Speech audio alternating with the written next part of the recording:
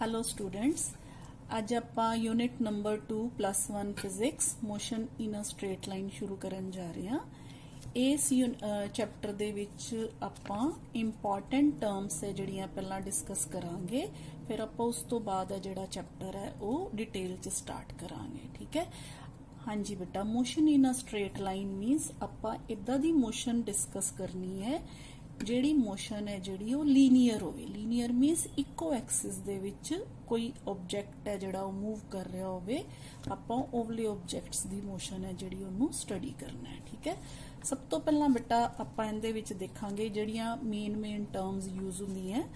First of all what is mechanics. Mechanics की है बेटा? मकैनिक्स है जिहड़ी it is branch of physics which deals with the objects in motion. ठीक है। ਜਿਹੜੀ जिन्ने भी ਆਪਾਂ ऑब्जेक्ट्स मूव करते हैं ਜਦੋਂ ਆਪਾਂ ਉਹਨਾਂ ਬਾਰੇ ਸਟੱਡੀ ਕਰਦੇ ਆ ਉਹ ਸਾਰੇ ਕਿਹਦੇ ਚ ਆਉਂਦੇ ਆ? ਮਕੈਨਿਕਸ ਚ ਆਉਂਦੇ ਆ।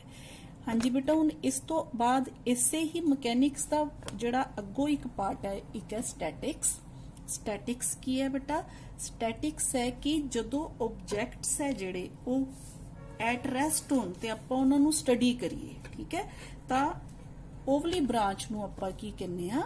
स्टैटिक्स कहने हैं। It is branch of mechanics which studies the material objects at rest। ठीक है।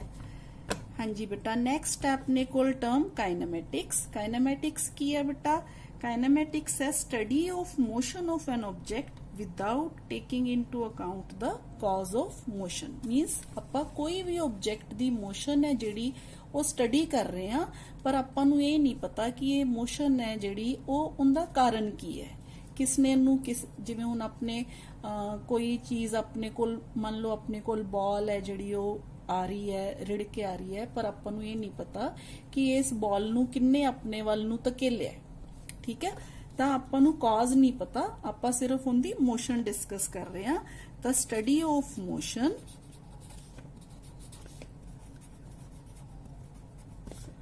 Of an object without taking into account the cause of motion। ठीक है।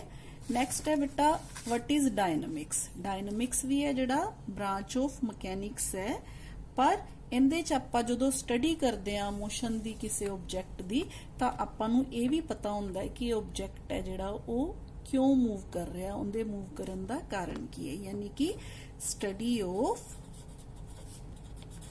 Motion of an object taking into account. हुण आपां without नहीं, हुण आपां taking into account the factors which cause motion। ये तो होगी बेटा सिंपल जानकारी कि मैकेनिक्स की है, स्टैटिक्स की है। हुण आपां डिस्कस करांगे बेटा object at rest. Object at rest दा की मतलब है? देखो बेटा, if an object does not change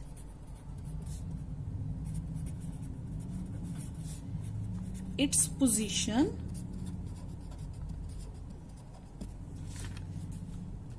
with respect to its surroundings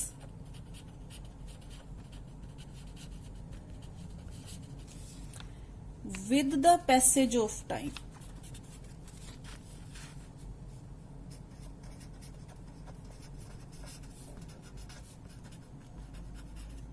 तो आप बेटा कह सकते हैं कि ऑब्जेक्ट है जिहड़ा वो की है? एट रेस्ट है। ठीक है। नेक्स्ट आ गया बेटा what is object in motion. हुण बिल्कुल इहदे उल्ट object in motion means if an object changes its position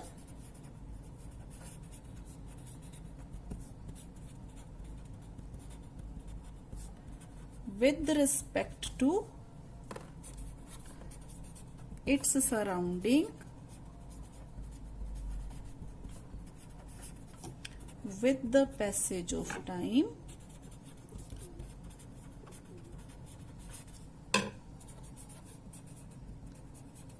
then object is said to be in motion। तो ऑब्जेक्ट है जेड़ा वो आपां की कवांगे in motion है। ठीक है बेटा। नेक्स्ट आ गया बेटा what is point object. Point object की है बेटा एक्चुअली पॉइंट ऑब्जेक्ट है जेड़ा आपां किसी भी इहो जे ऑब्जेक्ट नू पॉइंट ऑब्जेक्ट मान लैंदे आ बेटा जेड़ा अपने साइज तो बहुत ज्यादा डिस्टेंस है जेड़ा वो कवर करता है। ठीक है जिवें हुण आपां मान लो ट्रेन है, ट्रेन जेड़ी एक शहर तो दूसरे शहर जदों जांदी है किन्ने किलोमीटर डिस्टेंस तय करदी है। ठीक है तां ओह उहदे साइज तो जेड़ा है वो बहुत ज्यादा है ते आपां ओह ट्रेन नूं की मान लैंदे आ पॉइंट ऑब्जेक्ट मान लैंदे आ। हुण मान लो ट्रेन स्टेशन ते खड़ी है, स्टेशन ते खड़ी है तां ट्रेन मान लो थोड़ा जिहा हिल के उन्हें अपनी थोड़ी जी पोजीशन चेंज कर ली। मतलब आ देखो ये ट्रेन है, ट्रेन इत्थों हिल के मान लो इन्ना को अगे चली गई तो आपां की कहांगे आपां फिर इनू एज अ पॉइंट ऑब्जेक्ट नहीं लांगे क्योंकि जेड़ा डिस्टेंस इन्हें कवर किया है दिस देख रहे हो तुसी इन्ना को डिस्टेंस इन्हें कवर किया है तो ये जेड़ा डिस्टेंस है बेटा ये ट्रेन दी लेंथ तो बहुत घट है तो आपां की कवांगे बेटा आपां इस ऑब्जेक्ट नू पॉइंट ऑब्जेक्ट नहीं मनांगे। तो फिर सिंपल जी जेड़ी डेफिनेशन है वो पॉइंट ऑब्जेक्ट दी ये है कि पॉइंट ऑब्जेक्ट ओवले ऑब्जेक्ट हुंदे है जेड़े हैविंग नेगलिजिबल डायमेंशंस जिन्हां दी डायमेंशंस हैविंग नो डायमेंशंस या नेगलिजिबल डायमेंशंस। जिवें हुण आ पॉइंट है तुसी देखो point the length breadth height कुछ भी नहीं है it is just a point. तो आपां इदां दे ऑब्जेक्ट्स नूं की कहांगे पॉइंट ऑब्जेक्ट कहांगे। हुण पॉइंट ऑब्जेक्ट लैण दा अपना कारण की है पॉइंट ऑब्जेक्ट लैण दा अपना मेन रीजन ये है बेटा कि जदों भी आपां किसी ऑब्जेक्ट दी मोशन दी स्टडी करदे आ ते आपां नूं जिहड़ा है ऑब्जेक्ट दी लेंथ जिहड़ी है उहनूं इग्नोर करके जिहड़ी उनदा डिस्टेंस ट्रैवल्ड कीता है वो मापन दे विच मेजर करन दे विच आपां नूं की हो जे आसानी हो जे। ठीक है बेटा तो फिर ये है पॉइंट ऑब्जेक्ट। आपां जिन्ने भी ऑब्जेक्ट कंसीडर करांगे अपने इस चैप्टर दे विच वो सारे आपां पॉइंट ऑब्जेक्ट ही लांगे। ठीक है नेक्स्ट आ गया बेटा what is frame of reference. Frame of reference की है बेटा frame of reference actually along with the clock. देखो आपां किसी भी चीज दी मोशन डिस्कस करनी है जिवें मान लो आपां घर तो स्कूल जाने आ ते आपां किन्ने टाइम च स्कूल पहुंचे अपने घर तो ताई अपनी मोशन का पता चलेगा ना। इन्ना मतलब कोई भी मोशन नू डिस्कस करन वास्ते स्टडी करन वास्ते आपां नू अपने कोल क्लॉक होनी भी बहुत जरूरी है। ठीक है तो फिर बेटा फ्रेम ऑफ रेफरेंस की है actually frame of reference is a system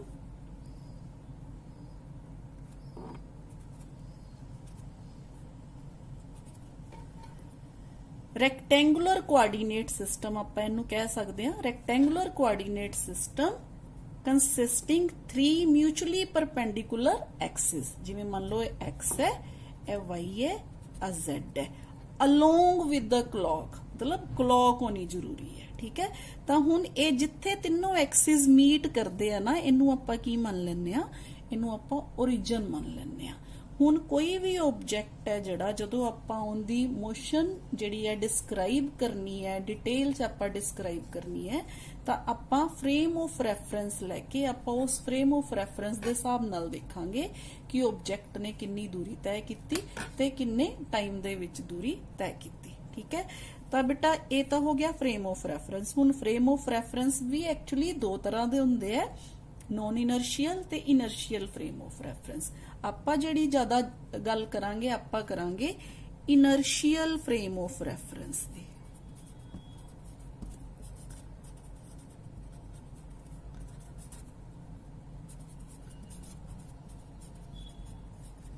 हाँ जी बेटा, इनर्शियल फ्रेम ऑफ रेफरेंस ਦਾ ਮਤਲਬ ਇਹ ਹੈ, ਮੰਨ ਲਓ ਬੇਟਾ ਜਿਵੇਂ ਹੁਣ ਆਪਾਂ ਅਰਥ ਤੇ ਆ, ਠੀਕ ਹੈ, ਆਪਾਂ ਅਰਥ ਤੇ ਖੜੇ ਹੋ ਕੇ ਮੰਨ ਲਓ ਆਪਾਂ ਅਰਥ ਦੇ ਉੱਪਰ ਜਿੰਨੀਆਂ ਚੀਜ਼ਾਂ ਉਹਨਾਂ ਬਾਰੇ ਸਟੱਡੀ ਕਰ ਰਹੇ ਹਾਂ, ਤਾਂ ਜੇ ਆਪਾਂ ਮੂਵ ਕਰ ਰਹੇ ਹਾਂ ਅਰਥ ਦੇ ਨਾਲ ਨਾਲ ਤਾਂ ਨੈਚੁਰਲੀ ਉਹ ਜਿਹੜੀਆਂ ਚੀਜ਼ਾਂ ਜਿਵੇਂ ਹੁਣ ਜੇ ਕਾਰ ਹੈ ਅਰਥ ਦੇ ਉੱਪਰ ਹੈ, ਤਾਂ ਜੇ ਅਰਥ ਮੂਵ ਕਰ ਰਹੀ ਹੈ ਆਪਾਂ ਮੂਵ ਕਰ ਰਹੇ ਹਾਂ, ਕਾਰ ਵੀ ਸੇਮ ਉਸੇ ਤਰ੍ਹਾਂ ਹੀ ਮੂਵ ਕਰ ਰਹੀ ਹੈ ਅਰਥ ਦੇ ਨਾਲ ਨਾਲ ਜਿਸ ਤਰ੍ਹਾਂ ਆਪਾਂ ਮੂਵ ਕਰ ਰਹੇ ਹਾਂ।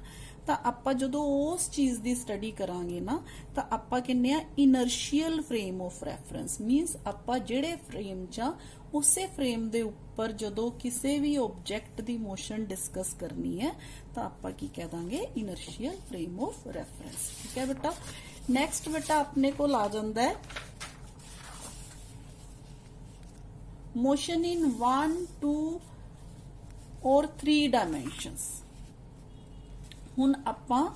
ਹੁਣੇ ਆਪਾਂ ਬੇਟਾ ਦੇਖਿਆ ਕਿ ਇਹ ਕੋਆਰਡੀਨੇਟ ਸਿਸਟਮ ਹੈ, ਇਹਦੇ ਚ 3 ਐਕਸਿਸ ਹੈ, x y and z Axis.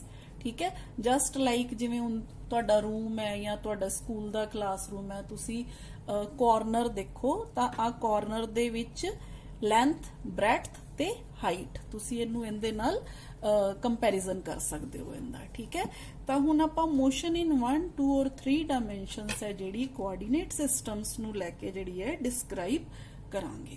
ਸਭ ਤੋਂ ਪਹਿਲਾਂ ਬੇਟਾ what is motion in 1 dimension? 1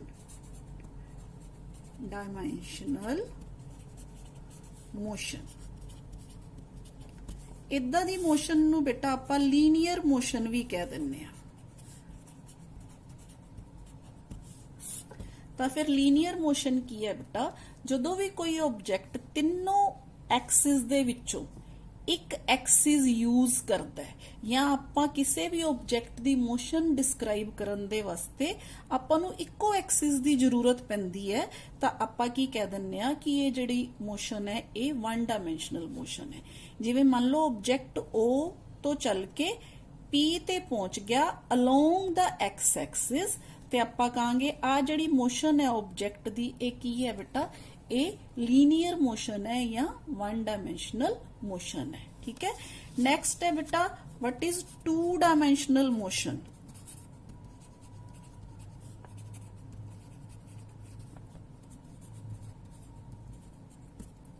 ਹਾਂਜੀ ਬੇਟਾ, ਹੁਣ ਮੰਨ ਲਓ ਆਪਾਂ ਮੋਸ਼ਨ ਡਿਸਕ੍ਰਾਈਬ ਕਰਨੀ ਹੈ ਜਾਂ ਮੋਸ਼ਨ ਸਟੱਡੀ ਕਰਨੀ ਹੈ ਕਿਸੇ ਆਬਜੈਕਟ ਦੀ। ਆਪਾਂ ਸਟੱਡੀ ਕਰ ਰਹੇ ਸੀ, ਆਬਜੈਕਟ ਇੱਥੇ ਜਾ ਰਿਹਾ ਸੀ, ਪਰ ਅਚਾਨਕ ਹੀ ਉਸ ਆਬਜੈਕਟ ਨੂੰ ਪਤਾ ਨਹੀਂ ਕੀ ਹੋਇਆ। ਮੰਨ ਲਓ ਤੁਸੀਂ ਜਿਵੇਂ ਫਰਸ਼ ਤੇ ਇੱਕ ਕੀੜਾ ਜਾ ਰਿਹਾ ਹੈ, ਸਟ੍ਰੇਟ ਜਾ ਰਿਹਾ ਸੀ, ਪਰ ਜਿਵੇਂ ਤੁਸੀਂ ਉਹਨੂੰ ਸਟੱਡੀ ਕਰ ਰਹੇ ਸੀ ਉਹਨੇ ਇੱਧਰ ਨੂੰ ਤੁਰਨਾ ਸ਼ੁਰੂ ਕਰਤਾ, ਯਾਨੀ ਕਿ ਉਹਨੇ ਆਪਣਾ ਲੀਨੀਅਰ ਪਾਥ ਛੱਡ ਕੇ ਉਹਨੇ ਦੂਸਰੇ ਪਾਸੇ, ਕਿਸੇ ਵੀ ਦੂਸਰੇ ਪਾਸੇ ਉਹਨੇ ਫਰਸ਼ ਤੇ ਚੱਲਣਾ ਸ਼ੁਰੂ ਕਰਤਾ।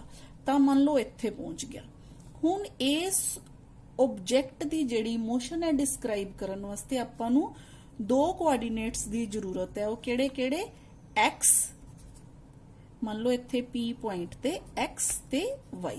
ਜਿਵੇਂ ਤੁਸੀਂ ਮੈਥਸ 'ਚ ਗ੍ਰਾਫ ਬਣਾਉਂਦੇ ਹੋ ਬੇਟਾ, ਤਾਂ ਤੁਸੀਂ x ਐਕਸਿਸ ਤੇ y ਐਕਸਿਸ ਦੀ ਦੂਰੀ ਲੈ ਕੇ ਇੱਥੇ ਪੁਆਇੰਟ ਲਗਾਉਂਦੇ ਹੋ, ਸੇਮ ਉਸੇ ਤਰ੍ਹਾਂ ਇਦਾਂ ਦੀ ਮੋਸ਼ਨ ਨੂੰ ਆਪਾਂ ਕੀ ਕਹਿੰਦੇ ਆ? 2 ਡਾਇਮੈਂਸ਼ਨਲ ਮੋਸ਼ਨ। ਜਿਵੇਂ ਮੋਸ਼ਨ ਆਫ ਐਨ ਇਨਸੈਕਟ, ਠੀਕ ਹੈ, ਇਨਸੈਕਟ ਜਿਹੜਾ ਫਰਸ਼ ਦੇ ਉੱਪਰ ਚੱਲ ਰਿਹਾ, ਜ਼ਮੀਨ ਦੇ ਉੱਪਰ ਚੱਲ ਰਿਹਾ। ਠੀਕ ਹੈ, ਤਾਂ ਇਹ ਤਾਂ ਹੋ ਗਈ ਬੇਟਾ 2 ਡਾਇਮੈਂਸ਼ਨਲ ਮੋਸ਼ਨ। ਹੁਣ ਗੱਲ ਕਰਦੇ ਆ ਆਪਾਂ 3 ਡਾਇਮੈਂਸ਼ਨਲ ਮੋਸ਼ਨ ਦੀ।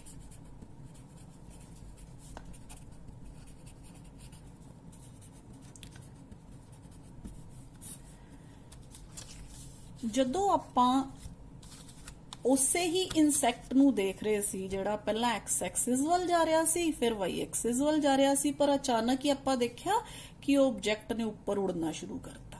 ਠੀਕ ਹੈ, ਇੱਥੇ ਜਾ ਕੇ ਉੜਨਾ ਸ਼ੁਰੂ ਕਰਤਾ।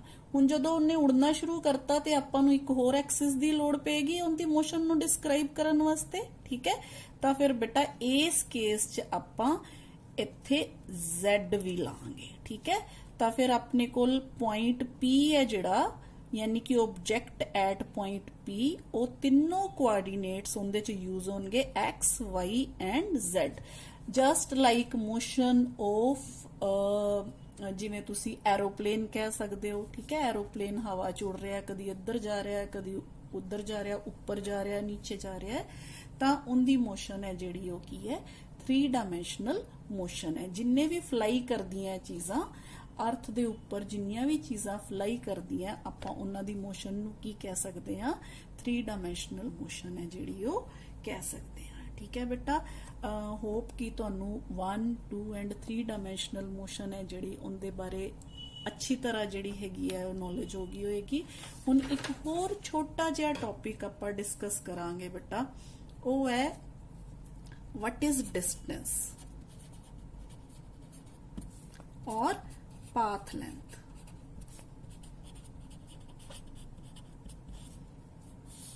डिस्टेंस और पाथ लेंथ, डिस्टेंस और पाथ लेंथ की है बेटा, किसी भी ऑब्जेक्ट द्वारा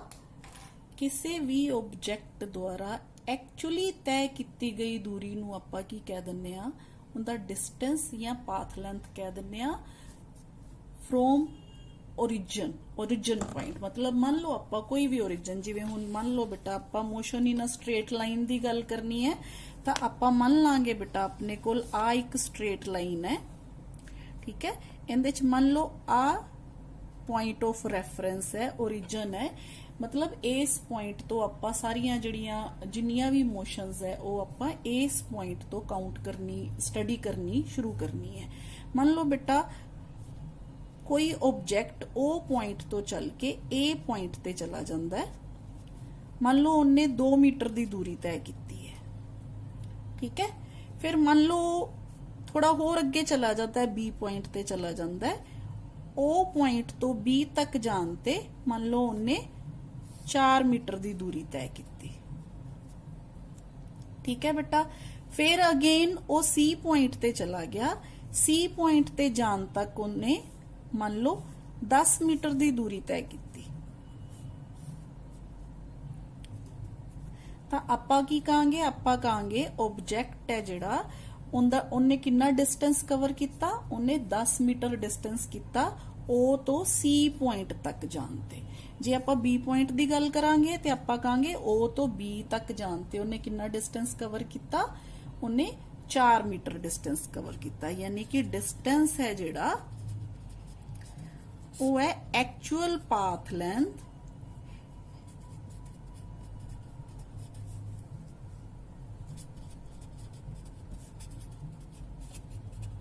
यानी कि एक्चुअल दूरी, किसी भी ऑब्जेक्ट द्वारा तय की गई दूरी नूं आपां की कह दिंदे आ बेटा उनका डिस्टेंस कह दिंदे आ। ठीक है बेटा, ये तां सी डिस्टेंस, डिस्टेंस मीन्स दूरी। ठीक है, दूरी मीन्स जिन्नी भी पाथ, जिन्ना भी कोई चल के एक जगह तो दूसरी जगह तक गया, जिन्ना भी और किसी ने पेट्रोल है जिहड़ा अपनी गाड़ी दा जलाया, मान लो 4, 10, 20 किलोमीटर तक सारे दा सारा डिस्टेंस है जिहड़ा आपां कवर करांगे। ठीक है, हुण आ गई बेटा गल displacement the. What is displacement?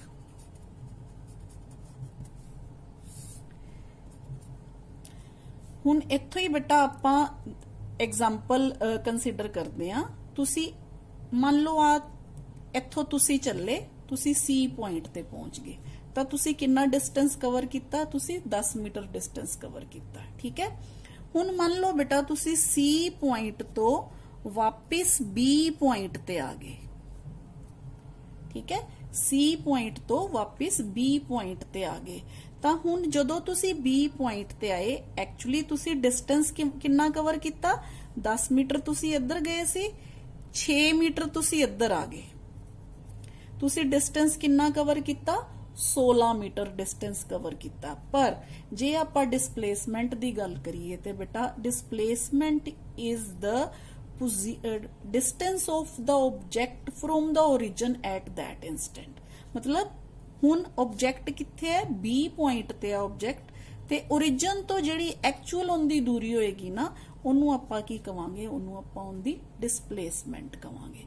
ਤਾਂ ਫਿਰ डिस्प्लेसमेंट ਕਿੰਨੀ ਹੈ ਇਸ ਜਗ੍ਹਾ ਤੇ, डिस्प्लेसमेंट इज 4 मीटर। डिस्टेंस कितना है, डिस्टेंस जे डिस्टेंस कितना सीगा 10 + 6 16 मीटर। ठीक है, बट डिस्प्लेसमेंट कितनी है, डिस्प्लेसमेंट इज 4 मीटर। 4 ਮੀਟਰ।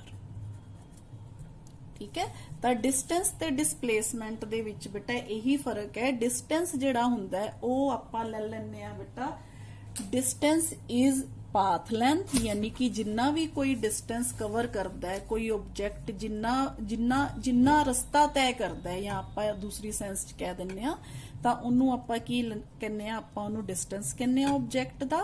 ते डिसप्लेसमेंट जिहड़ी है बेटा उहदे विच की है, actual position of the object from the origin.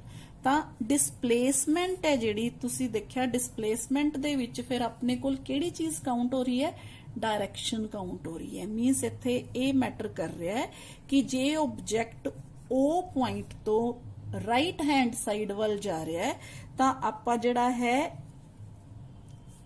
10 metre की दूरी लई। हुण राइट हैंड साइड तो जदों ऑब्जेक्ट वापस लैफ्ट हैंड साइड वाल मुड़िया ते आपां एक्चुअली की कीता, आपां एक्चुअली 10 मीटर दे विचों 4 मीटर किवें आया, 10 मीटर दे विचों आपां 6 मीटर है जिहड़ा वो माइनस करता। यानी कि जिहड़ा अपना डिसप्लेसमेंट है उहनूं लिखण दा तरीका अपने कोल की होया बेटा, पहला ओ सी, फिर माइनस सी बी। ठीक है, ये किदे बराबर है बेटा, हुण ओ बी दे बराबर। समझ आ गई बेटा। तो डिसप्लेसमेंट की है, displacement is a vector quantity. Vector quantity मीनस इहदे च जिहड़ी डायरेक्शन है वो मैटर करती है। आपां next chapter they which scalars and vectors बारे भी पढ़ांगे, उदों तुहानूं डिटेल दे विच इहदे बारे है जिहड़ा वो थोड़ा दस्सिया जाएगा। आई होप कि तुहानूं डिस्टेंस ते डिसप्लेसमेंट च फर्क है जिहड़ा वो समझ आ गया होएगा। एक होर गल बेटा, हुण मान लो तुसी ओ पॉइंट तो चल के सी ते गए, सी तो दोबारा चल के ओ ते आ गए, तां तुहाडा जिहड़ा डिसप्लेसमेंट है बेटा वो कितनी हो जाएगी, 0 हो जाएगी। यानी कि जदों कोई ऑब्जेक्ट किसी पॉइंट तो चल के दोबारा उसे पॉइंट ते वापिस आ जाता है, चाहे वो सारे शहर का चक्कर कढ़ के वापिस आता है, पर आपां उनकी डिसप्लेसमेंट कितनी मन्नांगे, 0 मन्नांगे। किवें 0 होगी बेटा, O C minus C O 0, but displacement है जिहड़ी वो 0 होएगी। हुण इत्थे ये चीज नोट करन वाली है बेटा कि उनकी डिसप्लेसमेंट जरूर 0 होएगी, पर उनका डिस्टेंस है जिहड़ा वो 0